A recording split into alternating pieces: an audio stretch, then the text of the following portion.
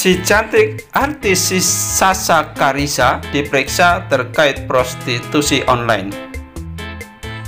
Artis sekaligus model majalah dewasa Sasha Carissa diperiksa di Reskrimsus Polda Jawa Barat terkait kasus prostitusi artis TA.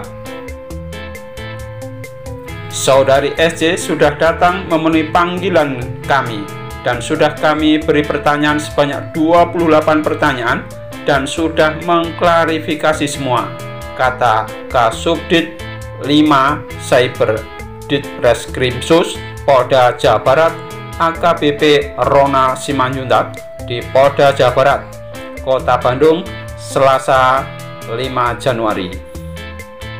Menurut SJ tidak mengenal secara langsung terhadap mucikari artis TA yang bernama Alona. Namun berdasarkan keterangan ia pernah dikenalkan oleh temannya. Dia dikenalkan oleh temannya, ya sudah bisa dipahami untuk apa, katanya. Lalu menurut Ronald, SJ mengaku sudah pernah ditawarkan pekerjaan oleh Alona. Namun SJ mengaku bukan untuk prostitusi. Dengan adanya pemeriksaan SJ itu, pihaknya mengaku bakal mendalami kembali kasus prostitusi artis itu.